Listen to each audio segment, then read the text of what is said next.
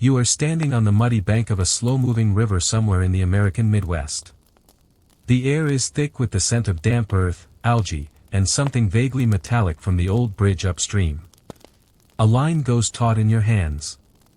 After a brief, sluggish fight, you haul your catch onto the grass.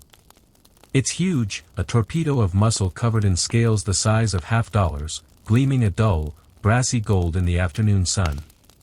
Its small, downturned mouth, with those two little whiskers, or barbels, at the corners, seems to be fixed in a permanent, pouty frown. This is Cyprinus carpio, the common carp. And the first thought that enters the mind of almost any American angler who sees it is not dinner, but garbage. You might hear the words trash fish, bottom feeder, muddy, bony. You might see the fish unhooked with a grimace and tossed back, or worse, left on the bank to die, a perceived pest removed from the ecosystem. Now, let's rewind the tape. Not far, just a century and a half. Imagine your great-great-grandfather standing on a very similar riverbank. He pulls the exact same fish from the water. But his reaction is not one of disgust. It is one of triumph. This fish is not garbage, it is a gift. A symbol of progress, of savvy resource management, of a bountiful future for a growing nation. This golden fish was, for a fleeting, glorious moment in American history, the future of food. It was deliberately, painstakingly, and enthusiastically introduced by the United States government, hailed in newspapers, and shipped by the trainload to every corner of the country to eager farmers and hungry citizens. So what happened? How does a fish, celebrated by a government and welcomed by a populace, become an object of such deep-seated cultural revulsion? How did the very same species, still one of the most widely cultivated and eaten food fish on the entire planet, become a pariah on the American plate? This is not just a story about a fish. This is a story about us. It's a story of hope, hubris, class warfare, and the profound amnesia of a nation that has forgotten why it once begged for the very creature it now scorns. The question is not just why Americans stopped eating carp. The real question is, what does our forgetting say about who we have become? Let's go back to the beginning of this strange romance. It is the 1870s. The United States is healing from the deep wounds of the Civil War, but its landscapes are bearing new scars. This is the Gilded Age, an era of explosive industrial growth, of belching smokestacks, sprawling cities, and relentless expansion. And all that progress has a cost that is being paid by the nation's rivers and streams. Imagine you are a citizen of this era. Perhaps you are a German immigrant living in a crowded tenement in Cincinnati, and you carry a deep, quiet hunger not just for food, but for the taste of home. You remember the carp ponds of your youth in Bavaria or Prussia, the centerpiece of village life. You remember the comforting heft of a carp baked with dark beer and gingerbread spices, a celebratory meal that tasted of stability and tradition. Here, in this new world, the rivers are not what they seem. The Ohio River, once teeming with native fish, now runs murky with industrial effluent and city sewage. The legendary runs of Atlantic salmon in the Northeast are dwindling, their spawning grounds blocked by dams powering the textile mills. The delicate brook trout are disappearing from streams warmed and silted by deforestation. The American diet is changing. For the first time, the nation is facing a problem that seems unthinkable in a land of such abundance, a shortage of fresh fish, especially for those living far from the coasts. The wild bounty that had seemed infinite for 2 centuries is showing its limits. This is a genuine crisis of food security. Enter a man named Spencer Fullerton Baird. He is a naturalist, a professor, and the first United States Commissioner of Fish and Fisheries, the head of a new government agency founded in 1871. Baird is not a sentimentalist, he is a pragmatist, a man of science tasked with a monumental problem. How do you feed a growing, industrializing nation whose natural fisheries are collapsing? His gaze turns not to the disappearing native species, which he rightly sees as too fragile and slow-growing for the current crisis, but across the ocean, to Europe. He is looking for a miracle. He is looking for a people's fish. His ideal candidate would need a very specific set of qualifications. It must be incredibly hardy, able to tolerate the very pollution and warming waters that are killing off native trout and salmon. It must be prolific, breeding quickly and in vast numbers. It must be omnivorous and not picky, able to fatten itself up on whatever food is available. And most importantly, it must be suitable for aquaculture, for farming. Baird's vision is not just to restock wild rivers, but to empower the common man. He imagines a future where every farmer, every homesteader, can have a small pond in their backyard, a personal, self-sustaining source of fresh protein. A living pantry. The common carp ticks every single box. For centuries, it has been the cornerstone of European aquaculture, cultivated by everyone from medieval monks to wealthy landowners. It is the aquatic equivalent of the pig, it eats almost anything, grows fast, and can thrive in conditions other animals cannot. To Baird and his colleagues, the carp is not just a fish, it is a brilliant, living technology. It is the solution. The decision is made. With the full backing of the U.S. government, a plan is set in motion to bring this European savior to American waters. They are not just introducing a fish, they believe they are introducing a brighter, more food-secure future. The mission to bring carp to America was not a casual affair. It was a matter of national importance, undertaken with the kind of fanfare and scientific seriousness we might now reserve for a space mission. The first attempts in the early 1870s failed. The delicate cargo of live fish, transported in wooden barrels, could not survive the long, rough transatlantic voyage. But Spencer Baird was persistent.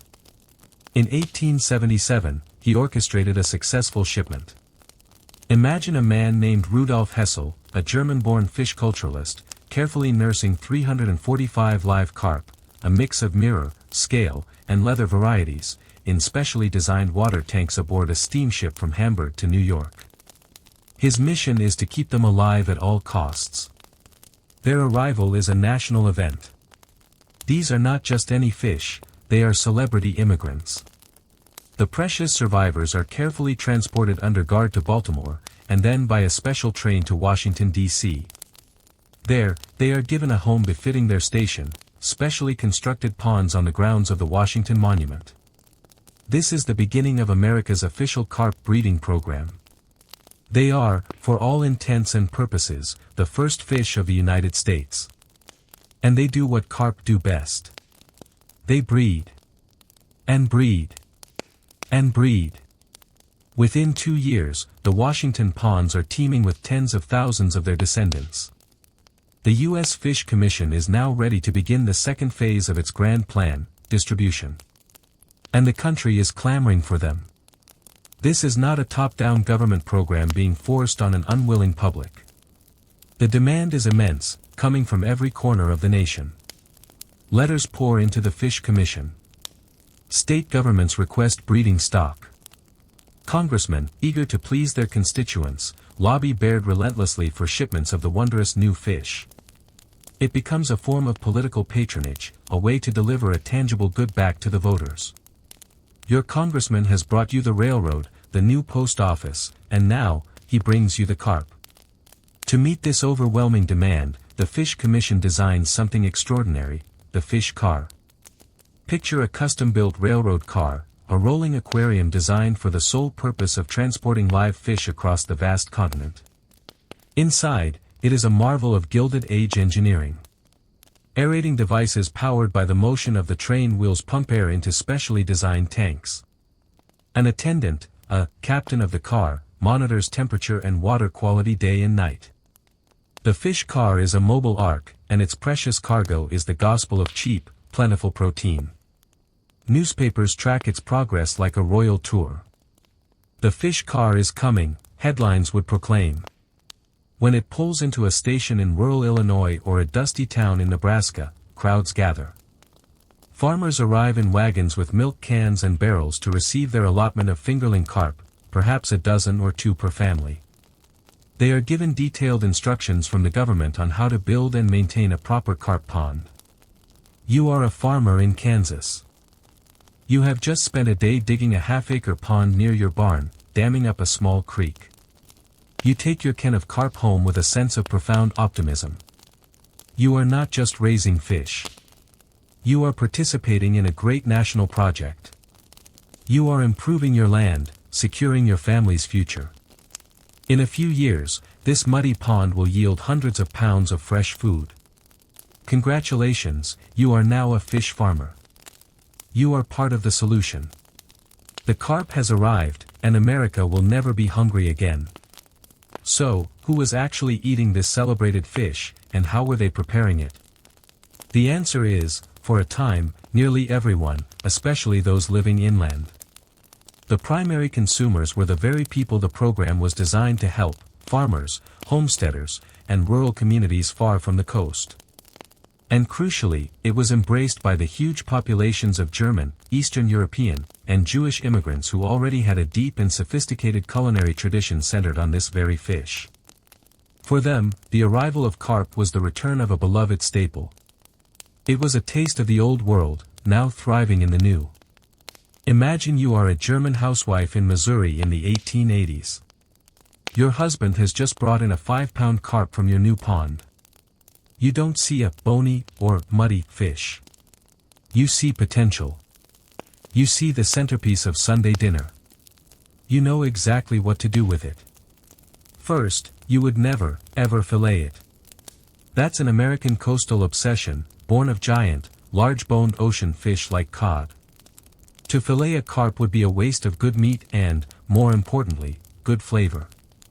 The entire philosophy of cooking was different. You cook the fish whole, or in large steaks, bone in. The bones, which are numerous and Y-shaped, are not a defect, they are simply a feature of the fish, to be navigated with a knife and fork, much as you would navigate the bones of a chicken or a rabbit. People knew how to eat. The fear of bones is a modern affliction. Your preparation methods are rich and varied. You might make Karpfen blau, or blue carp, a classic German preparation where the whole fish is gently poached in a court bouillon of water, vinegar, and spices. The acid in the vinegar reacts with the mucus on the fish's skin, turning it a ghostly, beautiful blue-gray.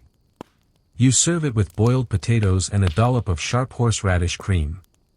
Or perhaps you stuff it. You would mix breadcrumbs, onions, herbs, maybe some chopped bacon or mushrooms, and pack the mixture into the fish's cavity before baking it slowly, basting it with melted butter. The stuffing absorbs the juices, and the skin becomes crisp and golden. If it's a holiday, you might be preparing gefilte fish. You would carefully mince the meat of the carp, along with perhaps some pike or whitefish, mixing it with matzo meal, eggs, and onion. You'd form it into delicate patties or balls and poach them gently in a fish head broth, sweetened with carrots and more onions. The gelatin from the fish heads would set into a savory jelly, or aspic, as it cooled. This was not poverty food, this was holiday food, a dish of love and tradition. Even the complaint of a muddy taste was often managed through technique. The fish might be kept alive for a few days in a barrel of clean, fresh water to purge it of any off flavors from the pond bottom. Spices were also key. Strong flavors from Central and Eastern European pantries, paprika, caraway, allspice, sour cream, beer, gingerbread, were perfect complements to the carp's rich, sometimes earthy flesh. This was not a fish for delicate seasoning.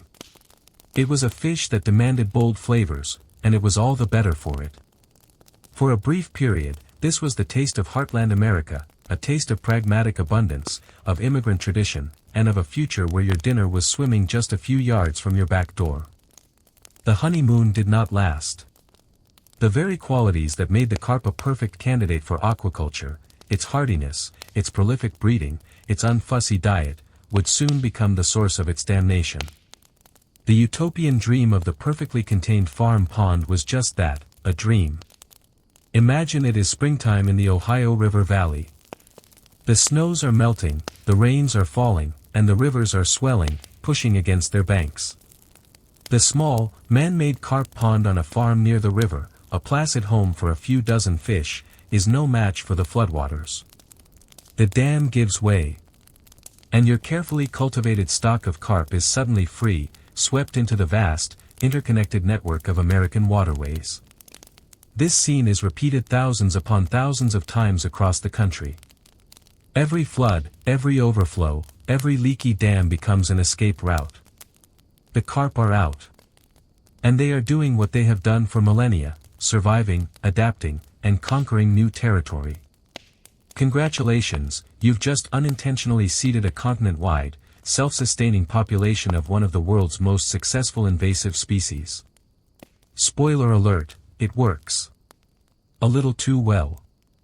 The carp population explodes. They are no longer confined to the clean, managed environment of a farm pond. They are now living in the wild, in rivers and lakes that are often shallow, muddy, and increasingly polluted by the very industrialization they were meant to circumvent. And here, their behavior begins to change the ecosystem, and their taste begins to change as well. This is where the infamous, muddy, flavor truly takes hold. A carp in a silty, warm, algae-rich river will taste like a silty, warm, algae-rich river. The muddy taste is often caused by a compound called geosmin, produced by certain types of algae and bacteria found in the sediment. As the carp forages along the bottom, rooting through the mud for insects, snails, and plant matter, it absorbs these compounds into its flesh.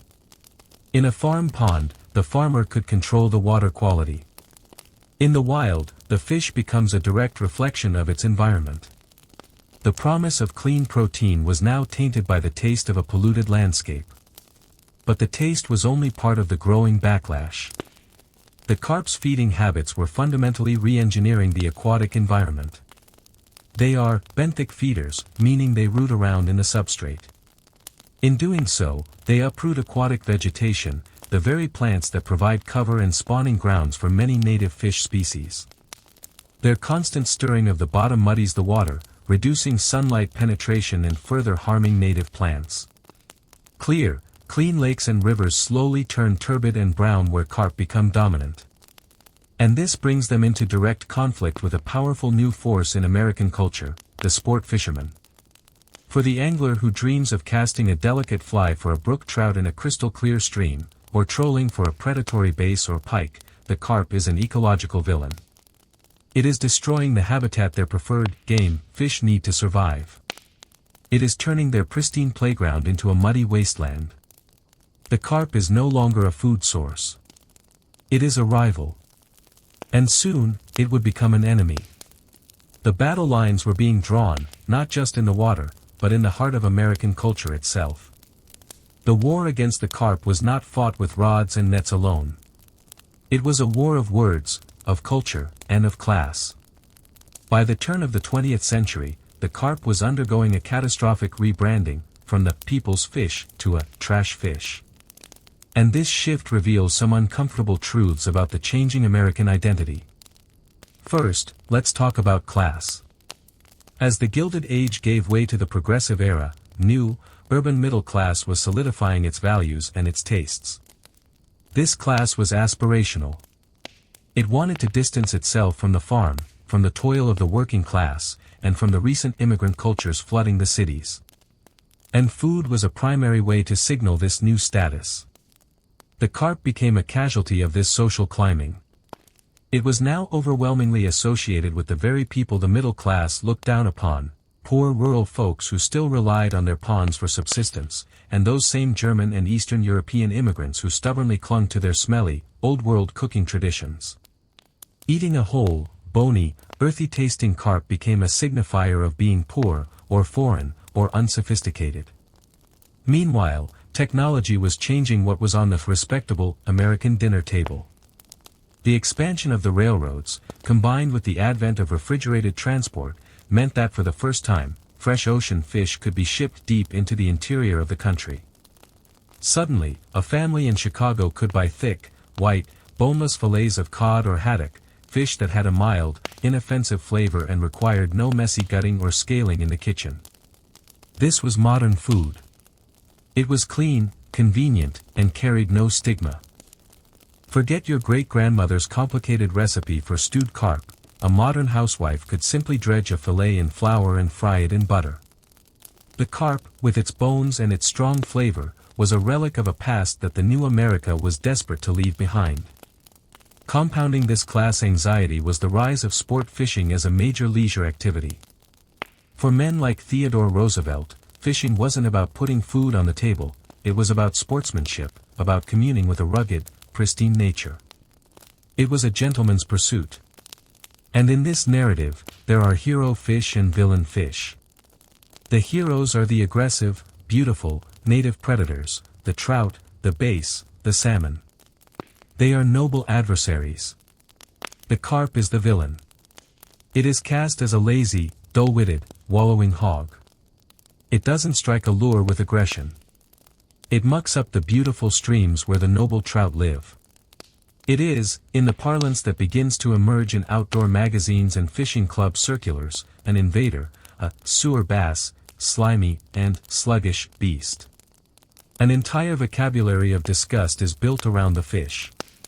It is deliberately and systematically demonized by a powerful and articulate sporting lobby, who see the carp as a direct threat to their version of the American outdoors. The same government that once championed the fish now starts to fund efforts to eradicate it. The transformation is complete. The savior has become the scapegoat. Did the carp ever get a chance at redemption? It did, briefly, but its comeback only served to cement its lowly status. The moments when America turned back to the carp were moments of national desperation, making the fish forever synonymous with hardship. The first of these was the Great Depression. As the nation's economy collapsed and millions were thrown out of work, the comforting abundance of the Roaring Twenties vanished. Hunger became a grim reality for a vast portion of the population. In this landscape of scarcity, any source of protein was valuable. And the carp, ever present and absurdly plentiful in the nation's rivers and lakes, was there for the taking. Imagine you are a father in the 1930s, living in a shantytown, a Hooverville, on the banks of the Mississippi. Your family hasn't had meat in a week. You don't have the luxury of turning your nose up at a trash fish. You can go down to the river with a simple hand line or a net and come back with a 10-pound carp. It is the difference between your children going to bed hungry and having a hot meal. The U.S. Bureau of Fisheries, the successor to Baird's Commission, once again found itself promoting the carp, publishing pamphlets with titles like Carp, a valuable food resource, filled with recipes for canning, smoking, and salting the fish to make it last. The carp became, for many, a survival food. A few years later, history repeated itself. During World War II, with rationing in full effect and beef, pork, and other staples destined for the troops overseas, the home front was again encouraged to eat what was available. The government promoted carp as a patriotic choice, a way to do your part for the war effort. Interior Secretary Harold Ickes famously tried to rebrand it, suggesting it be called by the more distinguished name, the American Torsk. But these efforts never truly succeeded in rehabilitating the fish's image. In fact, they did the opposite. By tying the carp so closely to the lean years of the Depression and the rationing of the war, American culture solidified its identity as poverty food, the food of last resort. It's what you eat when you can't afford anything better. And so, when the war ended and unprecedented post-war prosperity swept the nation, when supermarkets began to overflow with frozen TV dinners, perfectly uniform cuts of steak, and convenient fish sticks, the carp was abandoned with a vengeance. To eat carp was to be reminded of hardship, of times everyone wanted to forget. Americans gratefully turned their backs on the muddy, bony fish, and the cultural amnesia became nearly absolute. And that brings us to today. To that fisherman on the riverbank, looking at the golden-scaled fish with a mixture of pity and revulsion. Why does the taboo persist so strongly, even now, when we are more curious about food than ever before? The answer lies in the evolution of what we might call the modern American palate. Take a walk through the seafood section of your average supermarket. What do you see? You see neat, rectangular fillets of salmon, tuna, tilapia, and cod, resting on a bed of ice. They are boneless, skinless, odorless, and wrapped in plastic. They are abstracted from their animal origins. They are, essentially, protein tiles. This is what we have been trained to recognize as fish. Our food system, in its pursuit of efficiency and convenience, has created a profound disconnect between the consumer and the source of their food. We are no longer comfortable with food that looks like what it is. A whole fish, with its head, its eyes, its fins, and its internal organs, is a visceral reminder that a living creature had to die for our meal. And many people find that reminder unsettling. The carp, which is best cooked whole or in bone-in steaks, is a flagrant violator of this modern code of culinary abstraction. Then there is the bone issue. We have become a culture that is almost pathologically afraid of fish bones. The act of carefully separating meat from bone, an ordinary dining skill for most of human history and in most parts of the world today, is seen as a dangerous and unpleasant chore. It's too much work. We want food that is effortless. The carp, with its complex network of floating, Y-shaped intramuscular bones, is the absolute antithesis of this desire. It demands your attention.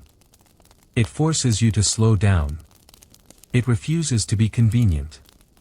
And finally, there is the bottom feeder slur.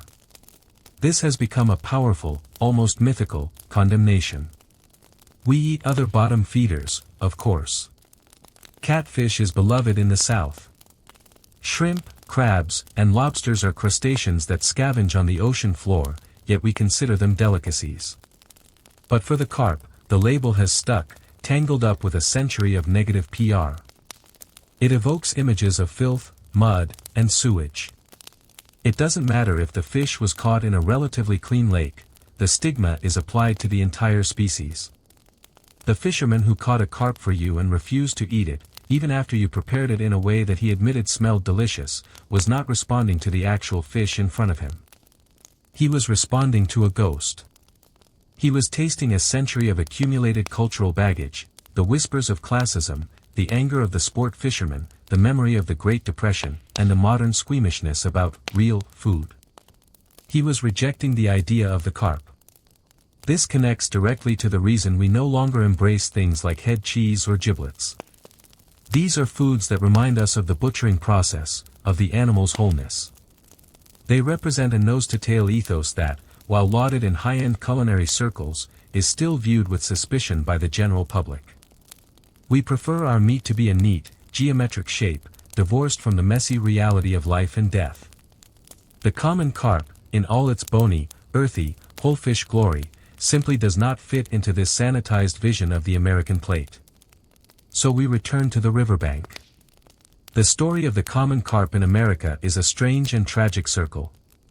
We begin with a nation damaging its waterways and overfishing its native species. In response, with great hope and scientific ambition, we import a foreign savior, a fish we believe will feed the masses and redeem our mistakes. We celebrate it, we spread it with evangelical zeal, we teach our citizens to raise it. Then, when its success exceeds our wildest dreams and our most careful plans, we turn on it.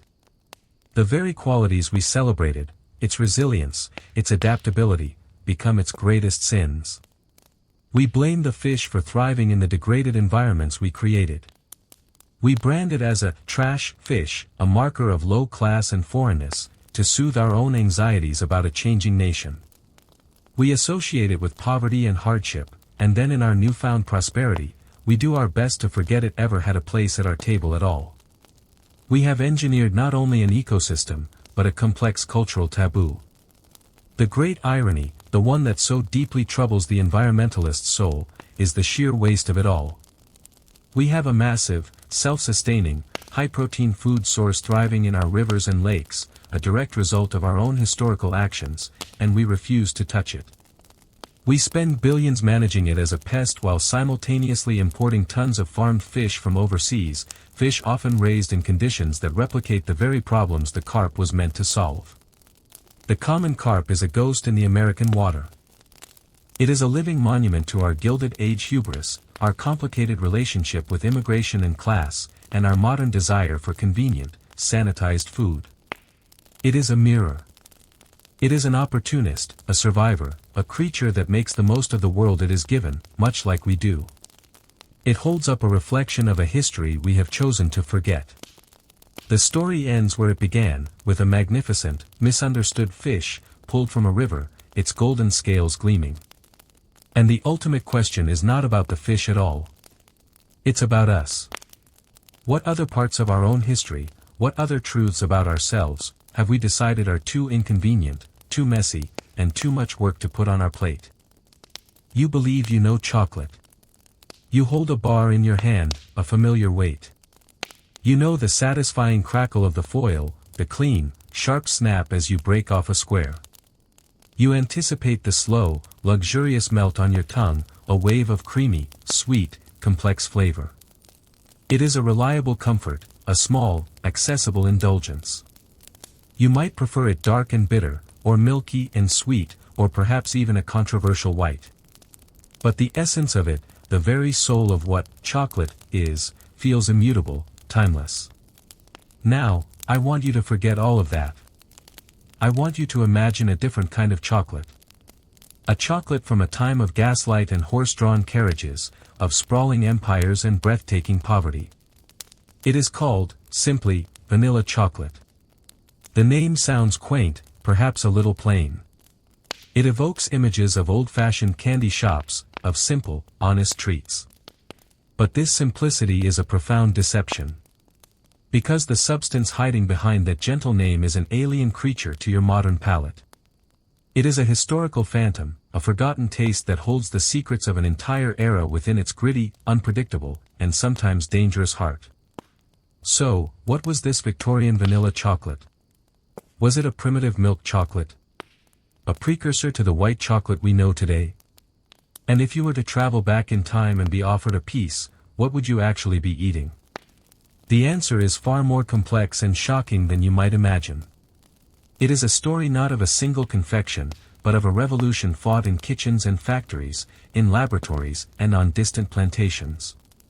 It is a story of science, of fraud, of empire, and of the very birth of modern desire.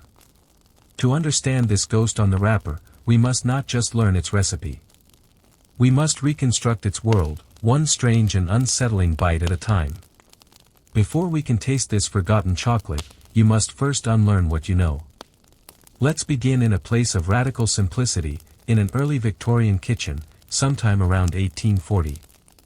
You are not a wealthy aristocrat, you are a member of the burgeoning middle class, with a little disposable income and a taste for the novelties of the age. You have purchased a small, dark, unassuming block labeled vanilla chocolate. Let's start with the second word, chocolate. To you, chocolate is a solid treat. But for most of its history in Europe, and for the first decades of the Victorian era, chocolate was overwhelmingly a drink. It arrived from the New World as a coarse, bitter, unsweetened paste, a stimulant and a medicine prized by the elite. It was prepared by grating a hard block of this processed cacao into hot water or milk, whisking it furiously into a frothy, often gritty beverage. It was earthy, potent, and closer to a strong, unsweetened espresso than to the sweet, comforting hot cocoa of your childhood. The solid, eating chocolate you hold in your hand is a relatively new invention, and it carries the ghost of its liquid origins. It is not designed for pleasure in the way you understand it. It is dense, it is coarse, and it is profoundly, unapologetically bitter.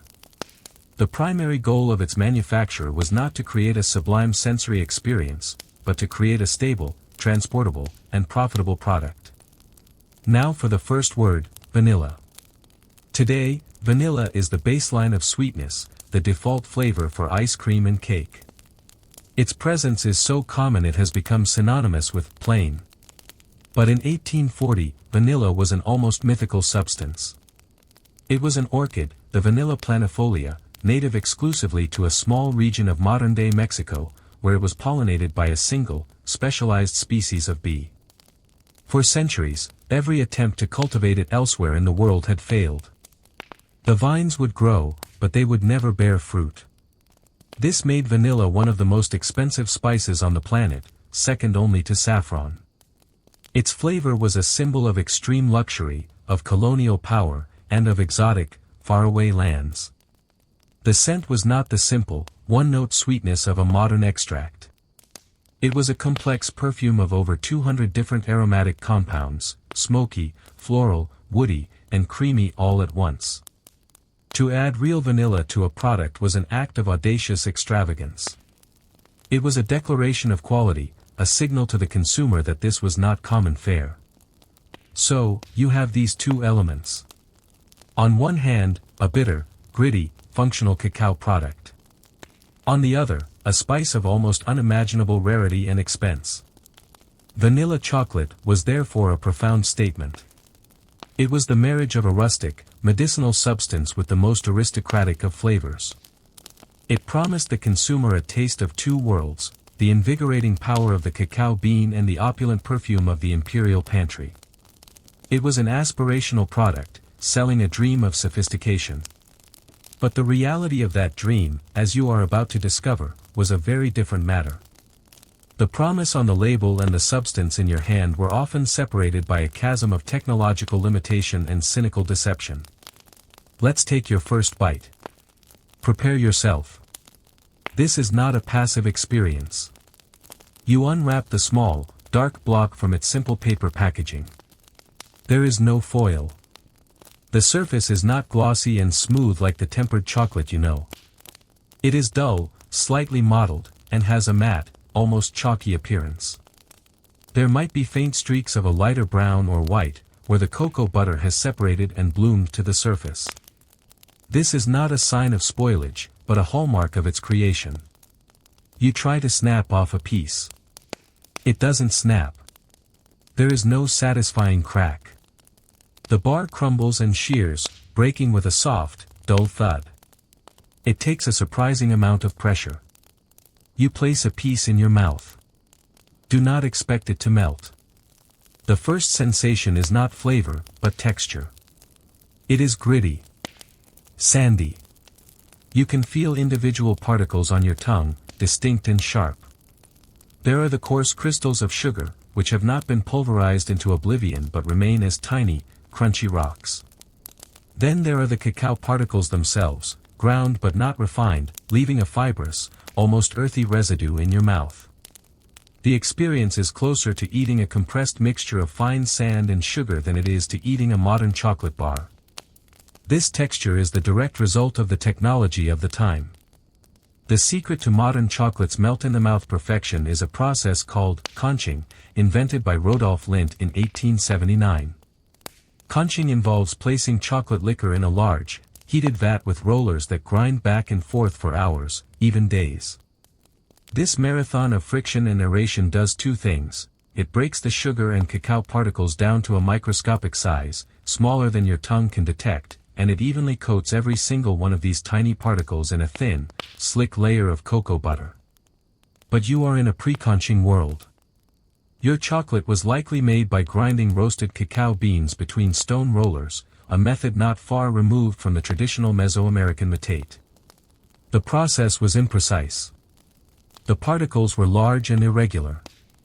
The cocoa butter, the natural fat of the bean, was not evenly distributed. So, as you chew this Victorian chocolate, you get pockets of dry, chalky powder, interspersed with sudden, greasy slicks of oil as a clump of cocoa butter melts. It is a disjointed, chaotic experience. And the flavor? It is overwhelmingly, intensely bitter. Cacao in its natural state is astringent and harsh. The sweetness from the coarse sugar is there, but it's a separate event, a crunchy burst that happens alongside the bitterness rather than blending with it.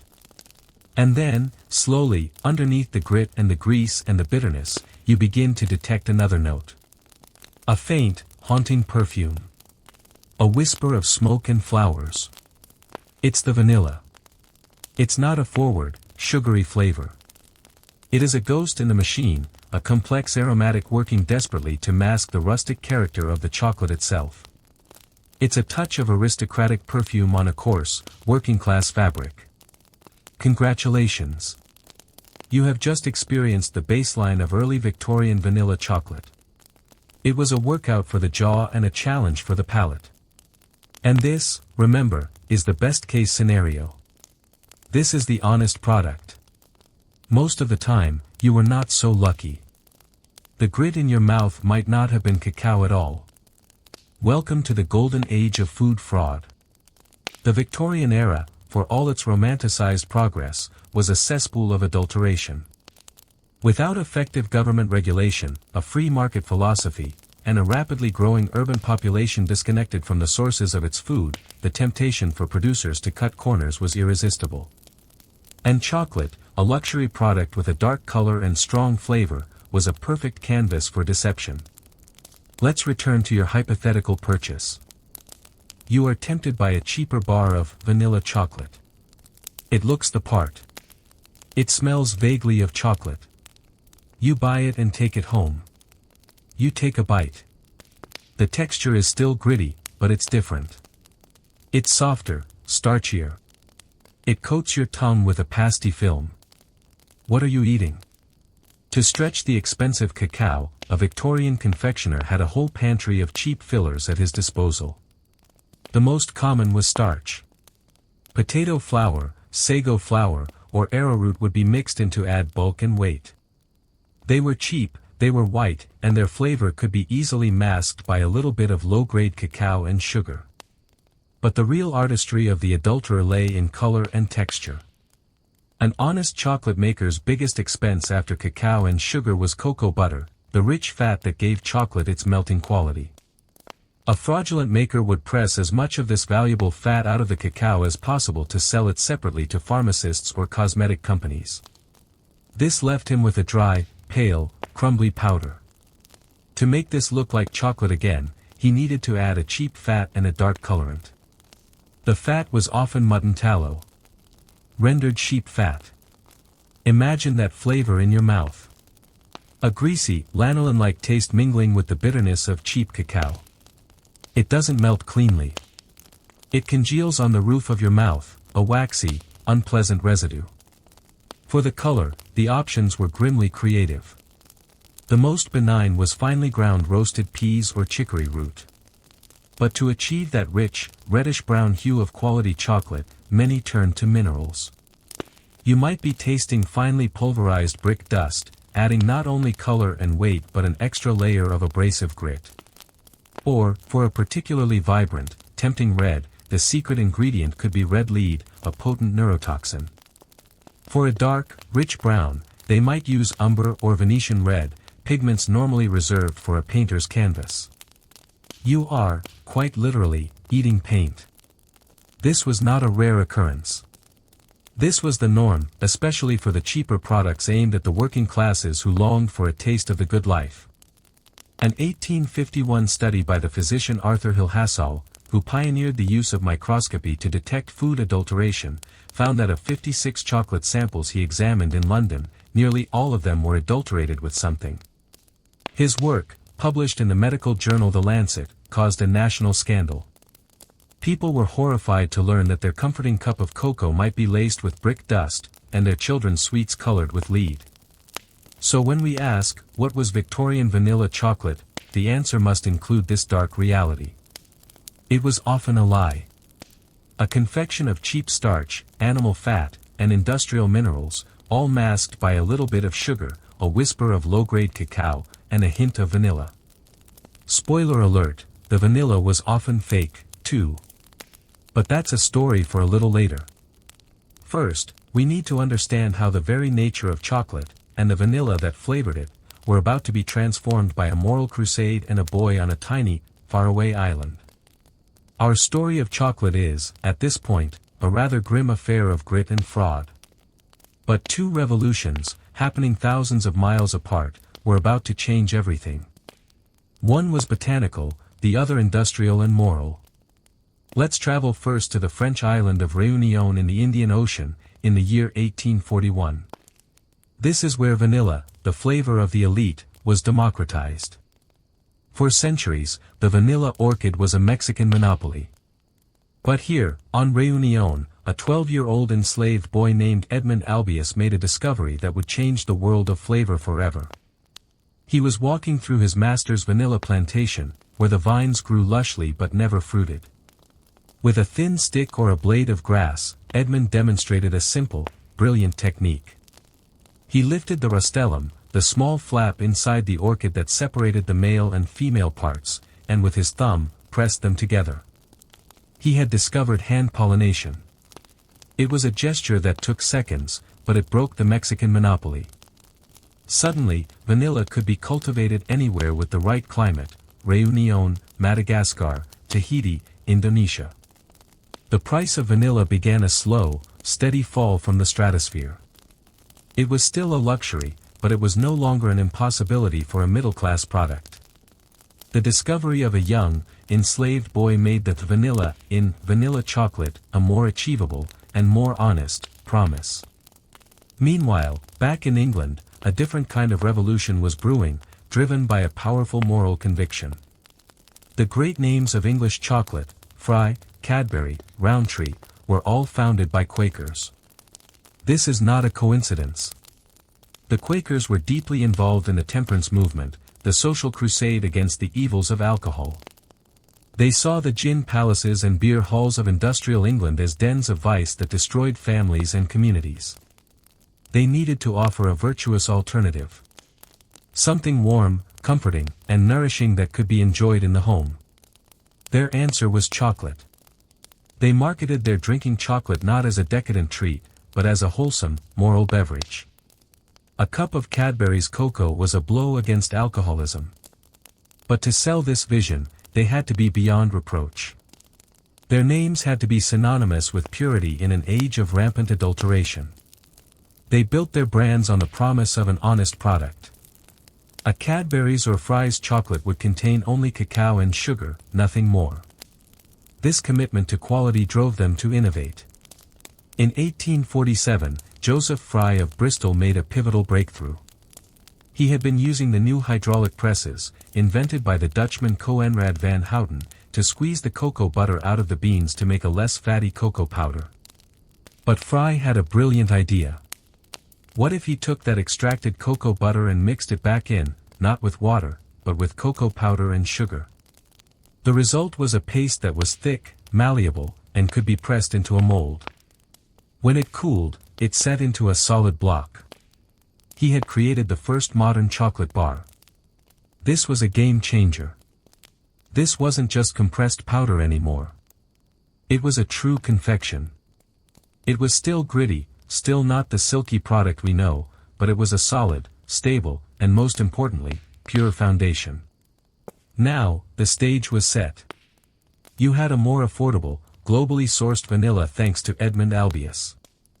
And you had a purer, more reliable form of solid chocolate thanks to the moral and industrial innovations of the Quakers. The two were ready to meet in a new and much more refined way. The era of the true vanilla chocolate bar was dawning. Let us jump forward in time again, to the 1880s. Queen Victoria is an old woman now, the Empress of India. Her empire is at its zenith, a global network of trade, industry, and power. And the world of chocolate has been utterly transformed. Step into a high-end confectioner's shop in London or Paris. The air itself is different. The smell is not just of sugar, but of a deep, rich, roasted aroma, a complex perfume that is both familiar and intensely luxurious. In the glass cases are chocolates molded into intricate shapes, seashells, flowers, animals. They are glossy, dark, and impossibly smooth. This is the product of the final great 19th century chocolate revolution, the Conchi machine. Imagine you are in Rodolphe Lindt's factory in Switzerland in 1879. You see his invention, a long, granite-lined trough shaped like a conch shell, which gives it its name. Inside, a heavy granite roller moves back and forth, slowly, relentlessly, grinding the chocolate mixture. The process generates a gentle heat from friction. 4 hours. 4 days. What you are witnessing is alchemy. The constant grinding pulverizes the sugar and cacao particles to a size of fewer than 20 microns, so small that your tongue can no longer perceive them as individual grains. The gentle heat and aeration allow volatile acids and bitter compounds to evaporate, mellowing the harsh flavors of the cacao. And most importantly, the endless motion ensures that every single microscopic particle is coated in a uniform, gossamer-thin layer of cocoa butter. When you place a piece of this conched chocolate in your mouth, the effect is magical.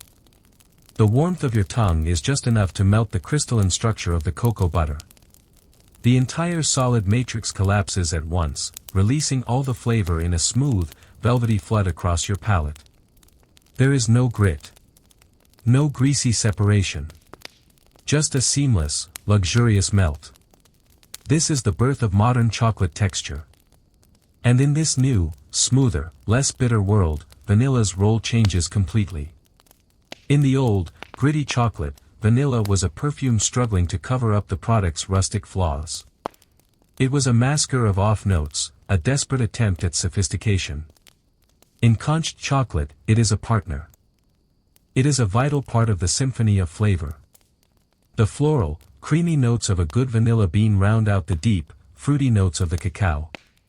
It adds what the French call rondeur, a roundness and fullness to the flavor profile.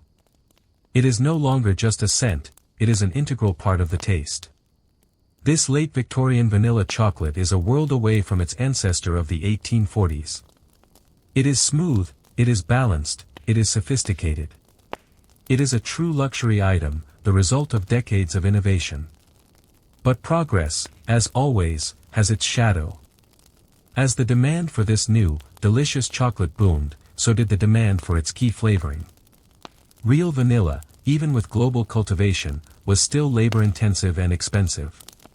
Science, as it so often does, offered a shortcut.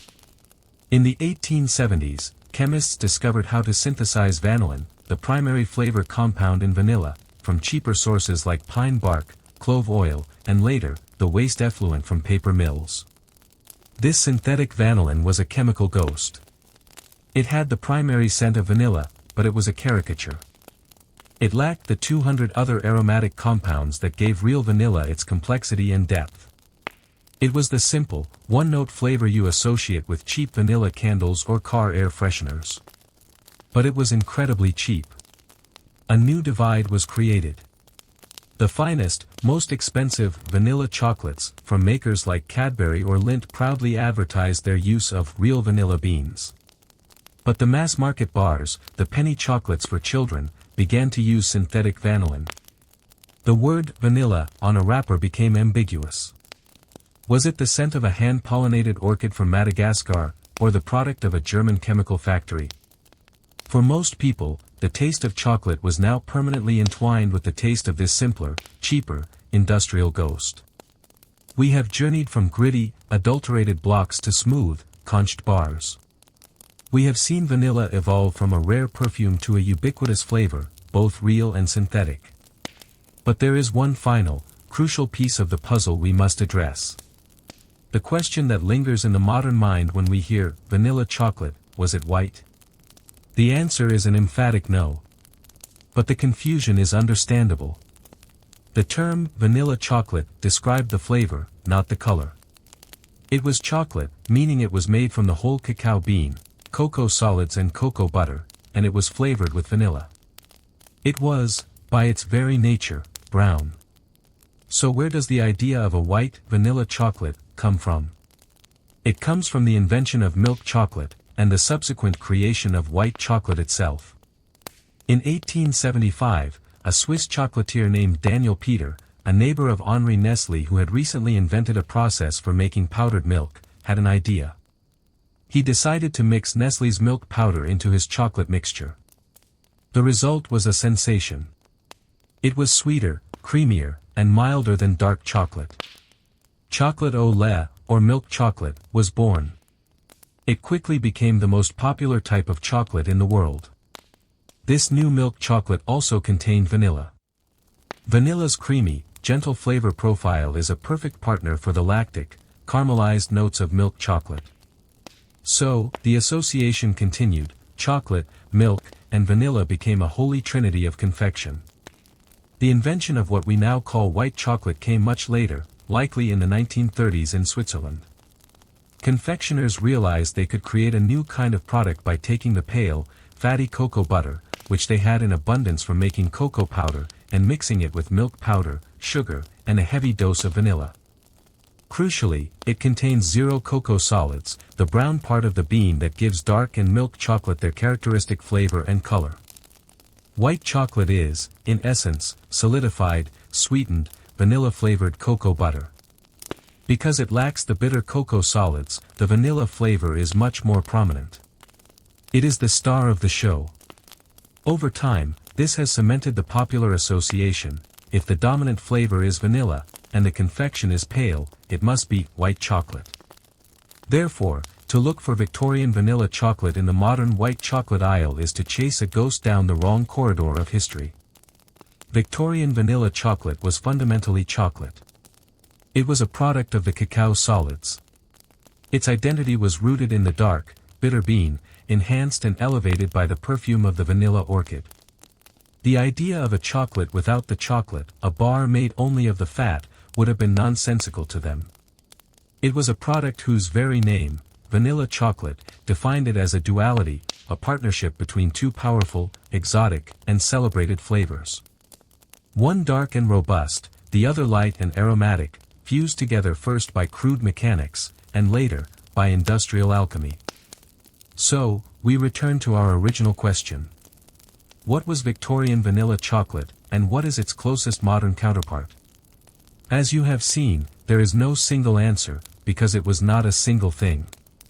It was an idea in motion, a reflection of a century of tumultuous change. To ask for one modern equivalent is like asking for a single photograph to represent a human life. Instead, we must look for its echoes, the descendants of its different life stages. If you wish to taste the ghost of early Victorian vanilla chocolate, the gritty, challenging bar of the 1840s, you must venture into the world of craft, bean-to-bar chocolate. Seek out a stone-ground chocolate.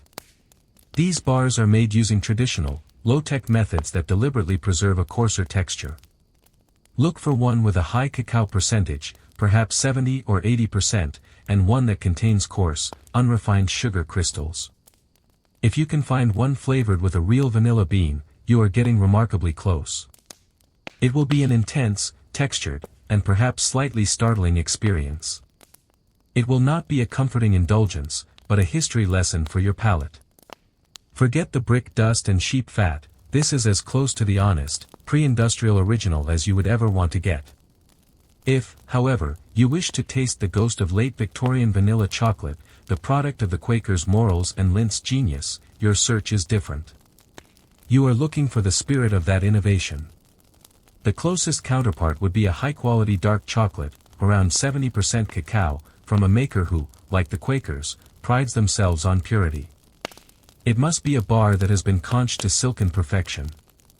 And most importantly, it must be one that uses real, high-quality vanilla, Madagascar or Tahitian, not as a background whisper of vanillin, but as a celebrated, forward flavor. It is a bar that showcases the harmonious marriage of a beautifully refined cacao and a complex, aromatic vanilla.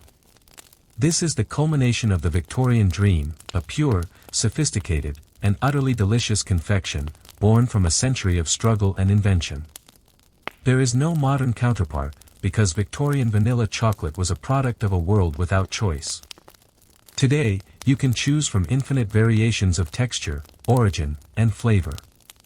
For the Victorians, their chocolate was simply the product of their time. It was the taste of the Industrial Revolution, with all its brilliant innovation and its dark, grimy corners. It was the taste of empire, of a spice grown by a slave boy on one side of the world and a bean harvested by laborers on the other, brought together in a noisy English factory. The story of this forgotten confection is the story of how we learn to perfect our pleasures. It's a reminder that the simple, reliable comfort of a chocolate bar in your hand is not simple at all. It is a dense artifact, the culmination of countless small revolutions, of failures and frauds, of moral crusades and scientific breakthroughs. The smooth melt on your tongue is the ghost of the conching machine. The complex flavor is the ghost of Edmund Albius's clever hands. The next time you unwrap a bar of chocolate, pause for a moment before you take a bite. Think of the grit, the tallow, the brick dust. Think of the slow, relentless grinding of the conch, transforming a coarse paste into liquid silk. You are holding the end of a long, strange, and fascinating story. A story that is now, finally, complete. You are standing in your kitchen. The light is soft, maybe it's the lazy glow of a weekend morning or the warm hum of an evening bulb. You reach for a slice of bread. Your fingers feel the pillowy give of the crumb, the slight crusty resistance. You bring it to your mouth and the taste is familiar, comforting, a taste you've known your entire life. It's simple. It's just bread. But what if I told you that this simple act connects you, in a very real and visceral way, to a person crouched by a fire 10,000 years ago? That the ghost of their hands, their hunger, their world, is present in your quiet kitchen. We think of our food as modern, a product of supermarkets and global supply chains. We meticulously curate our meals, photograph them, discuss their health benefits and ethical sourcing. But beneath this glossy surface lies a much deeper, older story. A story of survival, of ritual, of desperation and genius. Many of the dishes we eat today are not new inventions. They are echoes. Ancient recipes, refined and remixed over millennia, but fundamentally unchanged in their soul. They are culinary fossils, still alive on our plates. So the question isn't just what our ancestors ate. The real question is, which of their meals are we still eating right now, without even realizing it? Which ghosts are we inviting to our dinner table every single night? Let's travel back and taste for ourselves. And perhaps, along the way, we can guess which of these ancient dishes you might have eaten just last week. What do you think is the oldest recipe in the world? Let me know in the comments what you believe has survived the test of time. Forget your artisanal sourdough starter, with its carefully documented lineage and whimsical name.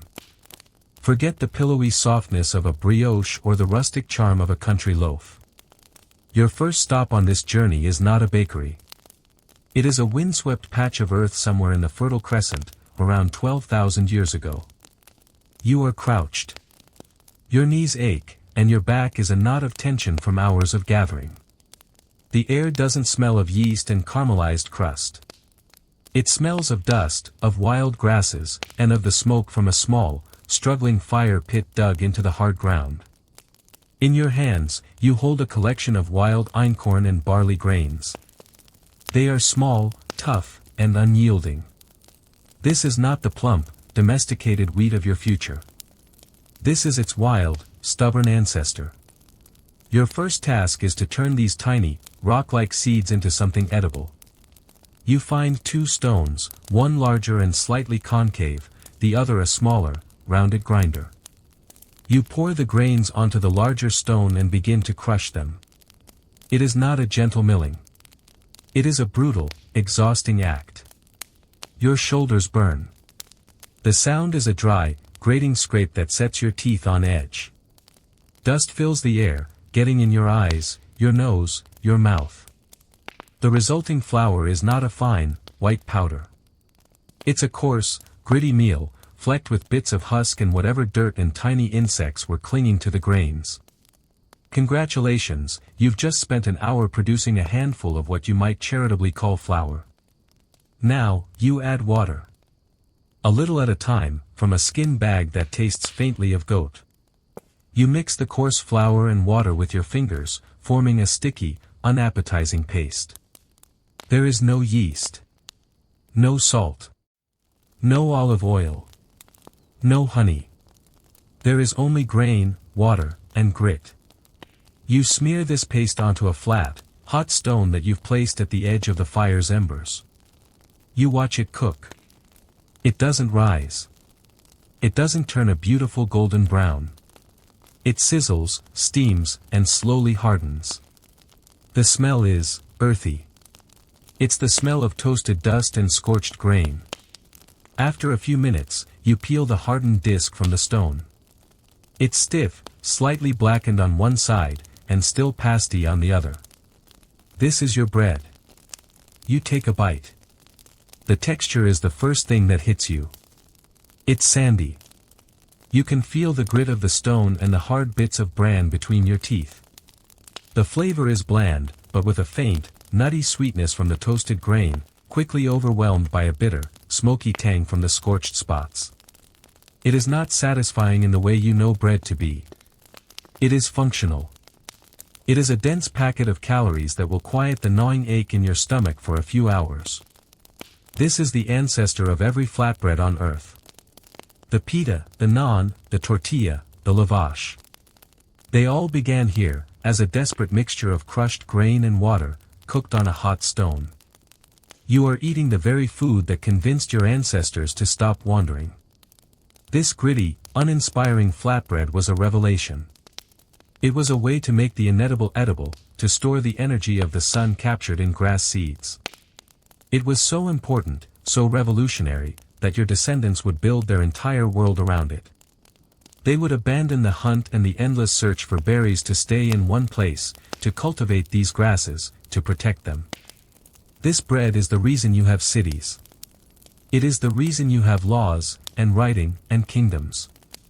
It all started with this, a smoky, sandy, slightly burnt disk of survival. The next time you tear a piece of warm pita bread to scoop up some hummus, remember this moment. Remember the aching back, the grating stone, and the simple, world-changing taste of desperation. Chapter 2, The Eternal Pottage Pot. From the food that built cities, we now turn to the food that sustained them, especially when times were lean. And spoiler alert, times were almost always lean. You are no longer in the open air of the proto-farmer. You are inside a small, dark, one-room dwelling. It could be in Neolithic Europe, Bronze Age China, or Iron Age Africa. The specifics change, but the core reality does not. The air is thick with smoke that stings your eyes, as there is no chimney, only a hole in the thatched roof. The floor is packed earth, cool and damp beneath your feet. In the center of the room, over a sunken fire pit, sits the most important object in your home. It is not a treasure chest or a finely crafted weapon. It is a large, earthenware pot, blackened with soot from years of use. This pot is never truly empty. It is the heart of your household, a perpetual cauldron of sustenance. This is the home of pottage. There is no recipe. A recipe implies choice, abundance, exact measurements. Pottage is not about recipes. It is about survival. It is the culinary expression of using everything and wasting nothing. You begin the day by adding water to whatever is left from the night before. Perhaps there is a thin, murky broth and a few lonely barley grains at the bottom. To this, you add whatever you have. Today, you might have a handful of hulled barley or spelt. You toss it in. You've managed to forage some wild greens from the edge of the field. You tear them with your hands and throw them in too. A few wrinkled peas, saved from last year's harvest, join the mix. Maybe a small, gnarled carrot or a turnip, pulled from your garden patch. You stir it all with a wooden stick. The pot begins to simmer, releasing a thick, earthy steam that mingles with the smoke in the room. The sound of the pottage is a slow, rhythmic blop, blop, blop. It's the soundtrack of your life. The smell is not complex or aromatic. It is the smell of damp earth, of boiling grains and roots. It is the smell of subsistence. If you are lucky, truly lucky, you might have something to add for flavor. A chunk of salted pork fat, carefully rationed.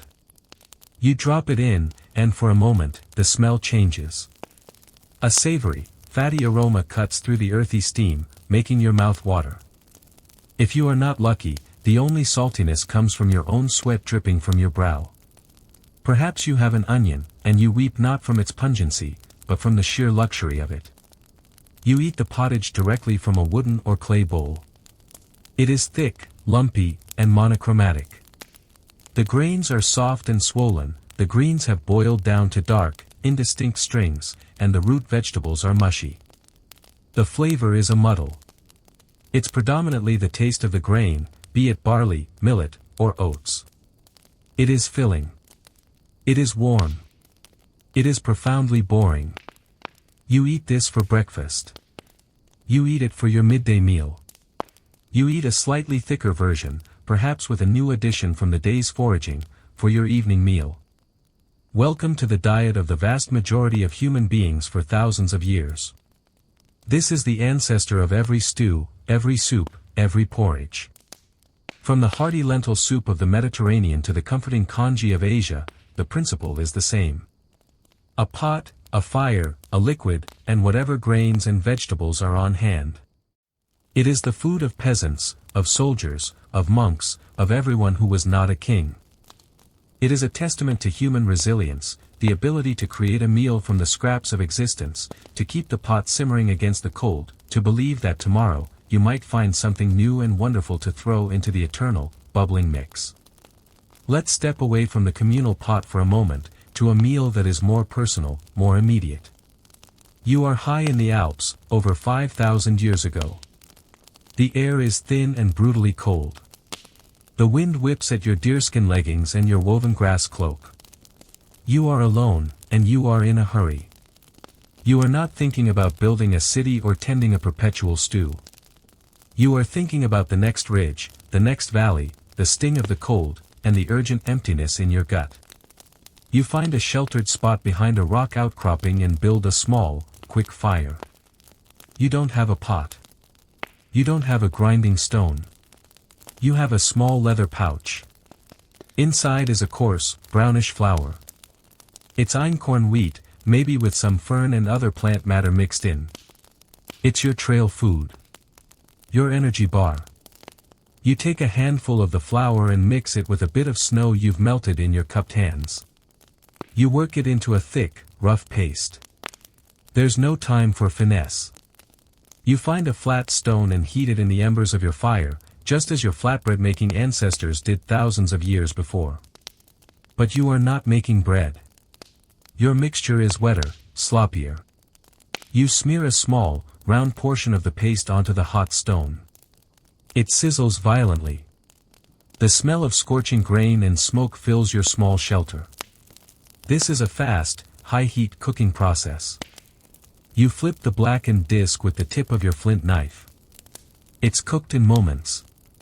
What you hold in your hand is a dense, unleavened, charcoal-flecked disc. It's tough, chewy, and smoky. It's a prehistoric pancake.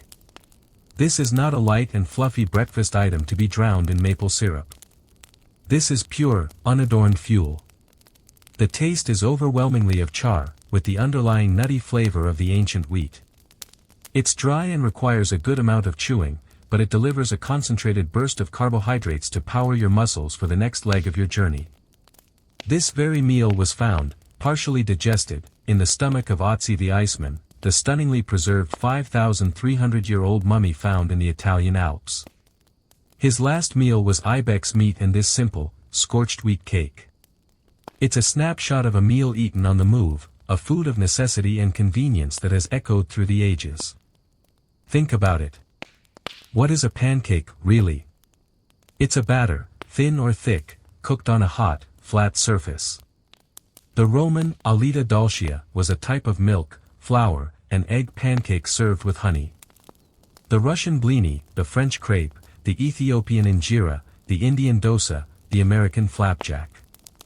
They are all variations on this incredibly simple, incredibly ancient theme. They all descend from this desperate, smoky mouthful, cooked on a rock in the freezing cold. It's a universal solution to a universal problem: how to quickly turn flour into food with minimal equipment. So the next time you flip a pancake in a non-stick pan, give a nod to your ancient alpine relative. You are participating in a culinary tradition that is older than the pyramids, a simple act of survival that has, against all odds, become a source of comfort and joy. Now, we must leave the old world behind.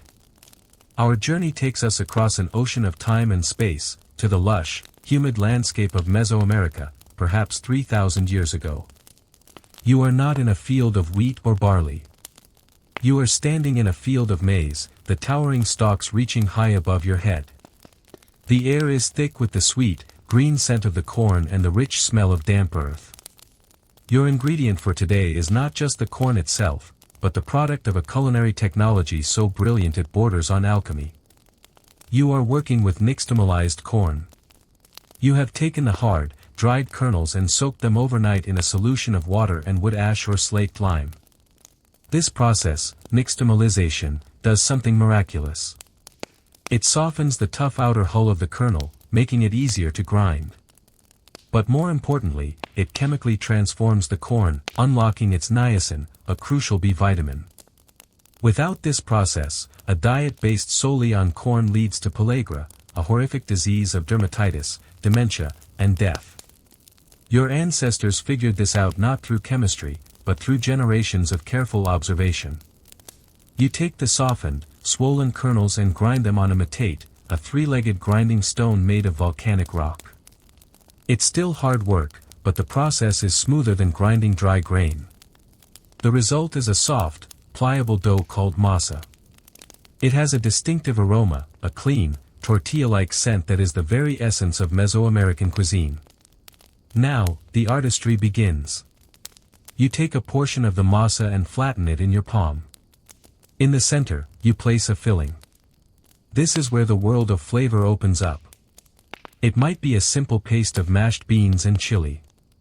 It could be shredded turkey or duck, stewed with wild tomatoes and herbs. It might even be chopped insects, a valuable source of protein. Today, let's say it's a rich, dark mixture of beans and roasted squash seeds. You carefully fold the masa around the filling, creating a small, sealed packet. But it's not ready to cook. It needs a wrapper. You take a dried corn husk, softened in water, and you wrap your masa packet inside it, like a precious gift. You fold the ends and tie it with a thin strip of another husk. You have just made a tamale. You place this small, wrapped parcel into a large clay pot fitted with a steamer rack at the bottom. Dozens of other tamales join it. You cover the pot and set it over a fire. For the next hour or so, the tamales will not bake or fry or boil. They will steam. The gentle, moist heat will cook the masa dough through, turning it firm and tender, while warming the filling and allowing the flavors to meld. When it's ready, you unwrap the husk. The steam that billows out carries the complex aroma of the nixtamalized corn, the earthy beans, and the savory filling. The tamale itself is soft and yielding. You take a bite. The masa is tender, with its unique, slightly tangy flavor. It gives way to the rich, flavorful heart of the filling. It is a complete, self-contained meal. The husk is not just a cooking vessel, it's the plate. This was not just food. This was sacred. Tamales were food for rituals, for festivals, for honoring the gods and the dead. They were packed as provisions for travelers and soldiers. Their creation was a communal act, often undertaken by the women of a family for days in preparation for a celebration. From the ancient Olmecs to the Mayans and the Aztecs, this dish was a cornerstone of civilization. And today, from street corners in Mexico City to family kitchens in Los Angeles, people are still wrapping these same gifts, steaming them in the same way, and sharing a taste that has bound communities together for millennia. Let us return to the old world, but to a time of philosophers, athletes, and gleaming marble temples. You are on the Greek island of Samos, around the 7th century BCE. The air is warm and smells of the sea, of wild thyme, and of goats. You are in a place where food is becoming more than just fuel, it is becoming a source of pleasure, a part of social life, and even a component of athletic training. Your main ingredient today is cheese. Not a hard, aged cheddar, but a simple, fresh cheese. You've taken goats or used milk and added rennet, perhaps from a fig tree branch, causing it to curdle. You've strained the resulting curds through a wicker basket, separating them from the watery whey. What's left is a soft, slightly tangy, fresh cheese. Think of a dense, unsalted ricotta or cottage cheese. This cheese is your base. Now, you need to turn it into a cake. You place the fresh cheese into a bowl and begin to mash it with a wooden spoon until it is as smooth as you can get it. To this, you add flour, probably a fine wheat flour, to act as a binder. And for sweetness, you add honey. Not the clear, filtered honey of your time, but a thick, dark, intensely fragrant honey, full of the character of the wildflowers the bees visited. You mix these three simple ingredients, cheese, flour, honey, into a thick, heavy batter. You then pour this mixture into a shallow, earthenware dish that you've greased with a little olive oil. You place the dish in a clay oven, a dome-shaped structure heated by a wood fire. You don't bake it until it's tall and fluffy. You bake it until it's set, firm, and golden on top. The smell coming from the oven is incredible. It's the savory tang of the cheese, the sweet, floral aroma of the honey caramelizing, and the nutty scent of the toasting flour. It is a smell of rustic sophistication. When you take it out, it is a flat, dense, golden disc. You let it cool slightly before cutting a slice. The texture is not light and creamy like a modern New York cheesecake. It is substantial, almost crumbly, and dense. It's moist, but not wet. You take a bite. The flavor is a perfect balance of tangy cheese, sweet honey, and wholesome wheat. It is deeply satisfying. Congratulations, you have just made one of the earliest known forms of cheesecake. The ancient Greeks, particularly a writer named Athenaeus, documented this simple recipe. They called it plakis, meaning flat mass. It was considered a potent source of energy. It was served to athletes competing in the Olympic Games, a kind of ancient protein bar to fuel their endeavors. It was also used as a wedding cake, a simple, sweet offering to celebrate a new union. When the Romans conquered Greece, they fell in love with Greek culture, including their food. They adopted the cheesecake, calling it placenta, or libum, and added their own variations, sometimes including eggs or crushed nuts, spreading the recipe across their vast empire. Through Rome, the idea of a sweet cheese tart traveled across Europe, evolving over the centuries, picking up new ingredients like cream cheese in America, but the fundamental concept remained. A sweetened cheese base, baked into a cake. So the next time you indulge in a slice of cheesecake, whether it's Japanese style, New York style, or no-bake, remember its humble and powerful origin, a simple, honey-sweetened cake of cheese, fit for an Olympian.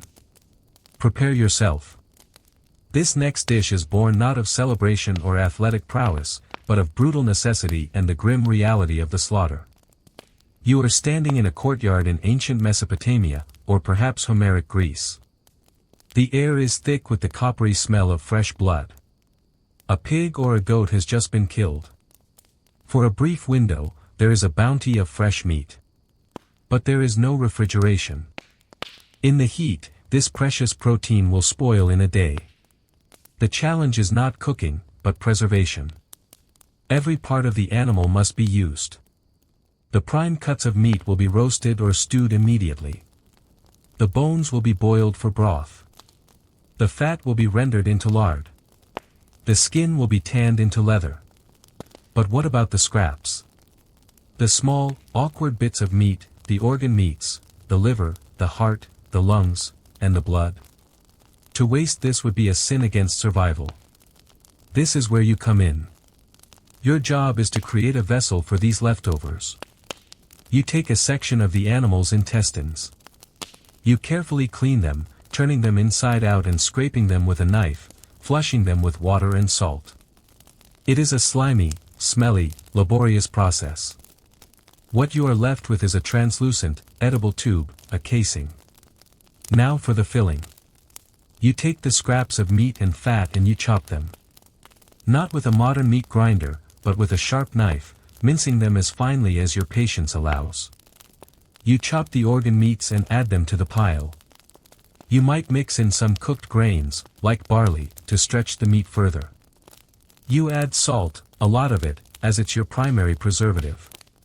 You might also add spices if you have them, perhaps some crushed coriander or cumin, brought by a trader from some far-off land. Sometimes, you even add the collected blood, turning the mixture a deep, dark red.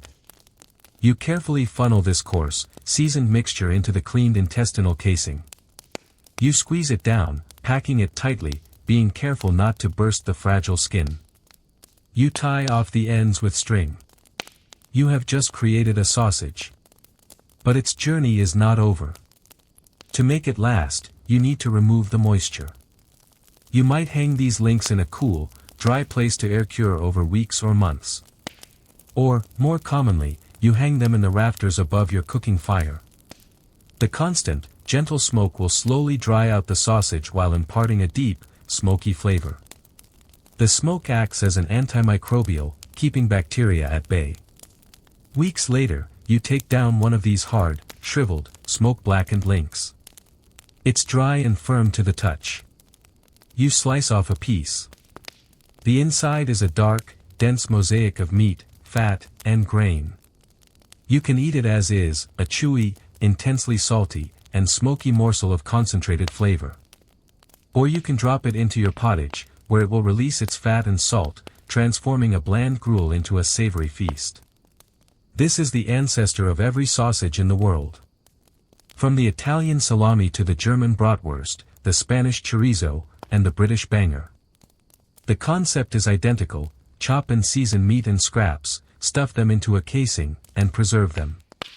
It is one of humanity's most ingenious and enduring solutions to the problem of meat spoilage. It is a testament to our unwillingness to waste, a culinary art form born from the butcher's block and the fear of hunger. It is the blood-stained, smoke-cured, and utterly delicious gift of preservation. Our final journey is to the shores of the Roman Empire. We are in a bustling port town in Spain or North Africa. But you are not here for the wine or the olives. You are here for a smell. It's a smell that hangs over this entire section of the town, a smell so powerful, so pervasive, that it clings to your clothes and hair. It is an almost indescribable smell, a deeply savory, salty, funky aroma. It's the smell of the sea, of fermentation, of decay, and of immense wealth. It is the smell of garum. You are at a garum factory. Before you are enormous, stone-lined vats built into the ground. Workers are hauling baskets of fish up from the docks, mackerel, anchovies, tuna, whatever the catch of the day is. But they are not just using the fish fillets. They are using the entire fish, guts, heads, blood, and all. They dump the fish into the vats and begin to layer them with salt. A layer of fish, a thick layer of coarse sea salt, another layer of fish, another of salt. The ratio is crucial, roughly 1 part salt to 3 parts fish. The salt will draw out the moisture and prevent putrefaction, the kind that creates deadly toxins. Instead, it will encourage a controlled enzymatic fermentation. The vats are then left open under the relentless Mediterranean sun. For weeks. Sometimes for months. Under the heat, the fish and their entrails begin to break down. Their own digestive enzymes, particularly from the guts, start to liquefy the proteins. The mixture ferments into a dark, brownish, watery slurry. The smell intensifies, becoming a complex, savory bomb of pure umami. Welcome to the breakfast of nightmares for a modern nose, but the scent of gold for a Roman merchant. After the fermentation is complete, the liquid is strained. The highest quality, the first pressing, is a clear, amber liquid called liquamen. This is the good stuff, what the wealthy elite would use. The sludgy, pasty leftovers, called alec, would be sold cheaply to the poor to spread on their bread. Garum was the ketchup, the soy sauce, the Worcestershire sauce of the Roman world. It was ubiquitous. It was not just used in savory dishes. They put it in sweet dishes too, balancing it with honey. A recipe from the famous Roman cookbook, Apicius, calls for a sweet and sour sauce for pork made with pepper, honey, and garum. It was a flavor enhancer that added saltiness and a profound, savory depth that you cannot get from salt alone. It was shipped in sealed clay amphorae across the entire empire, from the cold shores of Britain to the deserts of Syria. It was a cornerstone of the Roman palate. But then, the Roman Empire fell. The complex trade networks collapsed. The salt tax became too high. The massive, smelly coastal factories fell into disuse. And garum vanished from Europe. A flavor profile that had dominated a continent for centuries simply disappeared. It became a ghost. Or did it? You think you've never tasted this. But travel forward in time and eastward in geography. You are now in a kitchen in Vietnam or Thailand. You open a bottle of a thin, amber-colored liquid. You splash it into your pho or your pad thai. It's fish sauce. Nuoc man. Nam pla. It is made in an almost identical way. Fish, usually anchovies, are layered with salt in vats and left to ferment for months, until a savory, protein-rich liquid can be drained off. The taste is remarkably similar to what we know of garum. It is the same process, yielding the same result, to fulfill the same culinary need for a potent, salty, umami flavor. It is the ghost of Rome, living and breathing in the kitchens of Southeast Asia. A stunning example of how a fundamental taste, a culinary idea, can die in one part of the world only to be independently alive and thriving in another, a culinary echo across 2,000 years. We have traveled far. We have tasted the gritty bread of the first farmers and the lumpy, eternal pottage of the peasant. We have shared a scorched pancake with an iceman on the run and unwrapped the sacred gift of a tamale. We have eaten the cheesecake of an Olympic champion, the smoke-cured sausage of a resourceful butcher, and we have inhaled the pungent, ghostly aroma of a lost empire's favorite sauce. Our journey through these ancient dishes reveals something profound. It shows that our connection to the past is not just in our DNA or in the ruins of ancient cities. It is on our plates. It is in our mouths. The foods that have survived for millennia are not the elaborate feasts of kings, which were often fleeting fads. The survivors are the foods of the people. They are the foods of necessity, of ingenuity, and of fundamental human cravings. They survived because they solved a problem. Flatbread solved the problem of inedible grains. Pottage solved the problem of using every scrap. Sausages and garum solved the problem of preservation. The tamale solved the problem of nutrition in a corn-based diet. They are all elegant, time-tested solutions that have been passed down, not through written recipes for much of their history, but through the muscle memory of hands, from mother to daughter, from father to son. Eating these foods is a form of time travel. When you eat a stew, you are participating in a tradition that has warmed human beings against the cold for 10,000 winters. When you eat a pancake, you are connected to every hurried traveler who ever cooked a bit of batter on a hot stone. When you bite into a tamale, you are tasting a piece of spiritual and culinary technology that sustained entire civilizations. We may have refined these dishes. We have added sugar where there was only honey, we use stainless steel where there was only clay, and we have access to a world of spices our ancestors could only dream of. But the soul of the dish, its core identity, remains. The slow-simmered pot, the dough wrapped around a filling, the ground meat stuffed in a casing, these are ideas as old as we are. So the next time you sit down to a meal, look closely at what is on your plate. Is it a soup? A piece of bread? A sausage? You may not be just eating dinner. You may be having a conversation, a silent communion with the countless generations who came before you. You are tasting their struggles, their innovations, their fears, and their simple, enduring joys. You are tasting the very history of what it means to be human, one bite at a time. And in that taste, the past is not past at all. It is warm, and it is nourishing, and it is still very much alive.